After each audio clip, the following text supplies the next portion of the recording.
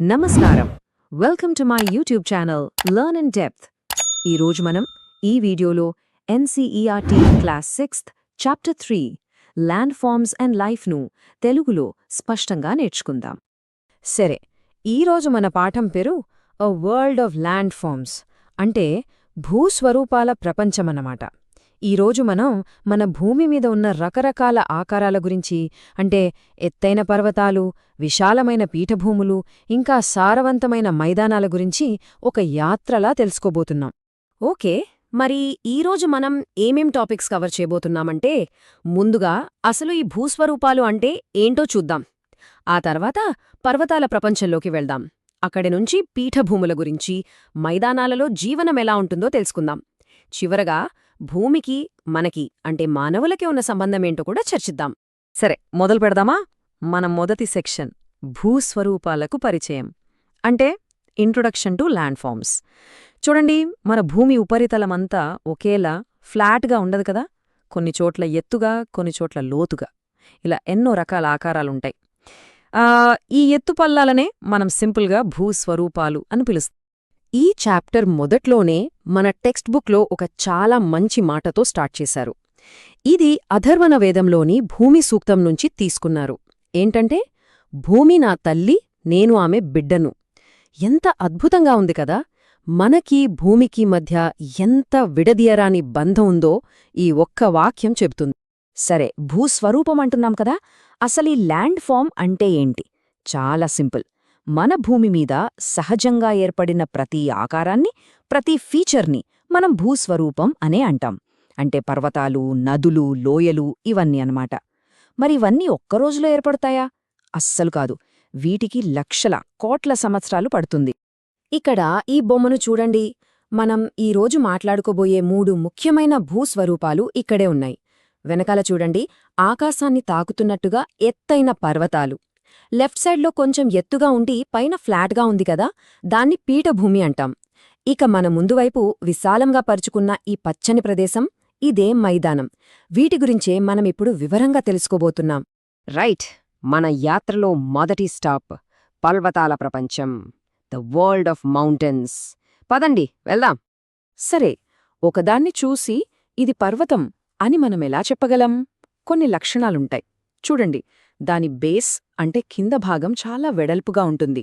దాని వాలులు అంటే స్లోప్స్ చాలా నిటారుగా ఉంటాయి.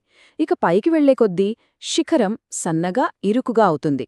అన్నిటికన్నా ముఖ్యం, అది చుట్టూ ఉన్న ప్రదేశం కన్నా చాలా చాలా ఎత్తులో ఉంటుంది. ఒకవేళ ఎత్తు తక్కువగా ఉండి పైన శిఖరం గుండ్రంగా ఉంటే అప్పుడు దాన్ని మనం కొండ అంటే హిల్ అని అంటాం. అదే తేడా. మనం ఆల్టిట్యూడ్ అనే పదం విని ఉంటారు కదా.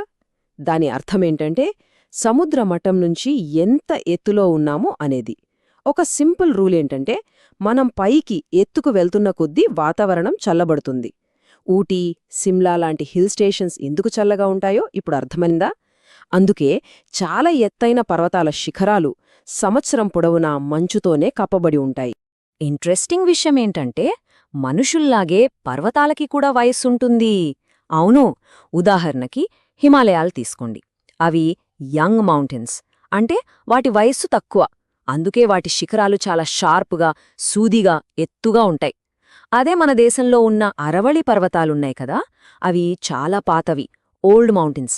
అందుకే గాలికి, వానకి కాలక్రమేణా అరిగిపోయి వాటి శిఖరాలు గుండ్రంగా, కాస్త పొట్టిగా అయిపోయాయి. ఇంకో షాకింగ్ ఫ్యాక్ట్ ఏంటంటే, హిమాలయాలు ఇప్పటికీ పెరుగుతూనే ఉన్నాయట. ఇక్కడ చూడండి, మనకు 2 ఫేమస్ పర్వతాలు కనిపిస్తున్నాయి. లెఫ్ట్లో ఉన్నది మౌంట్ ఎవరెస్ట్. ఇందాక మనం చెప్పుకున్న యంగ్ మౌంటైన్కి ఇది పర్ఫెక్ట్ ఎగ్జాంపుల్. ఆ పీక్ ఎంత షార్ప్గా ఉందో చూడండి. ఇక రైట్ సైడ్లో ఉన్నది కిలిమంజారో. ఇది ఒక అగ్నిపర్వతం. గమనించారా రెండిటి ఆకారాలు ఎంత డిఫరెంట్గా ఉన్నాయో? ఓకే, ఈ చార్ట్ చూడండి. ఇక్కడ కొన్ని ఫేమస్ పర్వతాల ఎత్తులని కంపేర్ చేశారు. అన్నింటికన్నా పొడవుగా, టాపర్లాగా ఎవరున్నారు? అవును, మన మౌంట్ ఎవరెస్ట్. మిగతా అన్నింటికన్నా ఎంత ఎత్తులో ఉందో చూడండి. మరి ఈ పర్వతాల మీద లైఫ్ ఎలా ఉంటుంది? అక్కడి చెట్లు, జంతువులు కూడా చాలా స్పెషల్. కొంచెం కింది భాగంలో పైన్, దేవదారు లాంటి పొడవాటి చెట్లతో అడవులుంటాయి. మనం ఇంకా పైకి వెళుతున్న కొద్దీ చెట్లు తగ్గిపోయి గడ్డి, నాచులాంటివి మాత్రమే పెరుగుతాయి. ఇంత చల్లగా, కఠినంగా ఉండే ప్రదేశంలో కూడా snow leopards, yaks, golden eagles లాంటి అద్భుతమైన జీవులు బతుకుతాయి. ఇంత ఏటవాలుగా ఉండే కొండల మీద వ్యవసాయం ఎలా చేస్తారు అనే డౌట్ రావచ్చు. అక్కడి ప్రజలు చాలా తెలివైనవాళ్లు. వాళ్ళు టెర్రస్ ఫార్మింగ్ అనే టెక్నిక్ వాడతారు. అంటే కొండని మెట్లుమెట్లుగా కట్ చేసి ఆ ఫ్లాట్గా ఉన్న మెట్ల మీద పంటలు పండిస్తారన్నమాట. చూడ్డానికి కూడా చాలా అందంగా ఉంటుంది. పర్వతాలు చూడ్డానికి చాలా అందంగా ఉంటాయి, నిజమే. కాని అక్కడ జీవితం ఎప్పుడూ అంత సులభంగా ఉంటుందా? ఏమంటారు? అస్సలు కాదు. పర్వతాల్లో నివసించే ప్రజలు కొన్ని భయంకరమైన ప్రమాదాలను కూడా ఎదుర్కోవాల్సొస్తుంది. ఒకటి అవలాంచ్, అంటే ఉన్నట్టుండి పెద్ద పెద్ద మంచుపెళ్లలు జారి కిందకు పడటం. రెండోది ల్యాండ్స్లైడ్, అంటే కొండచర్యలు విరిగిపడటం. ఈ రెండూ చాలా ప్రమాదకరమైనవి, ప్రాణాలను కూడా తీసేస్తాయి. రైట్, పర్వతాల గురించి తెలుసుకున్నాం కదా. ఇప్పుడు మన ప్రయాణంలో నెక్స్ట్ స్టాప్ పీఠభూములు, ఎక్స్ప్లోరింగ్ ప్లాటోస్. వీటిని సింపుల్గా టేబుల్ ల్యాండ్స్ అని కూడా అంటారు. పీఠభూమి అంటే ఏంటంటే చుట్టూ ఉన్న నేలకన్నా ఎత్తుగా ఉండి పైన మాత్రం ఒక పెద్ద టేబుల్లాగా ఫ్లాట్గా ఉండే ప్రదేశం. అందుకే దీన్ని టేబుల్ ల్యాండ్ అంటారు. ప్రపంచంలోనే అతిపెద్ద పీఠభూమి టిబెటన్ పీఠభూమి. మన ఇండియాలో కూడా దక్కన్ పీఠభూమి ఉంది కదా, అది కూడా ఒక మంచి ఉదాహరణ. ఈ పీఠభూములు చాలా విలువైనవి. ఎందుకో తెలుసా? వీటిని ఖనిజాల భాండాగారాలు అని పిలుస్తారు. అంటే మినరల్స్కి స్టోర్ హౌస్ లాంటివి అన్నమాట. బంగారం, వజ్రాలు, ఇనుము, బొగ్గు ఇలా ఎన్నో ఖరీదైన ఖనిజాలు ఈ పీఠభూముల కిందే దొరుకుతాయి. ఖనిజాలే కాదు, పీఠభూములు చాలా అందమైన జలపాతాలకు కూడా ఫేమస్. ఎందుకంటే నదులు ఈ ఎత్తైన పీఠభూమి పైనుంచి కిందకి దూకినప్పుడు చాలా అద్భుతమైన వాటర్ ఫాల్స్ ఏర్పడతాయి. ఇక్కడ ఫోటోలో కనిపిస్తున్నది చూసారా? ఇది మేఘాలయలో ఉన్న నోహ్కలికై ఫాల్స్. ఎంత బాగుందో కదా. ఓకే, పర్వతాలు చూసాం, పీఠభూములు చూసాం. ఇక మన లిస్ట్లో చివరిది మైదానాలు, లైఫ్ ఆన్ ద ప్లెయిన్స్. మీకు తెలుసా, ప్రపంచంలో ఎక్కువ మంది జనాభా నివసించేది ఈ మైదానాలలోనే. అసలీ మైదానాలు ఎలా ఏర్పడతాయి?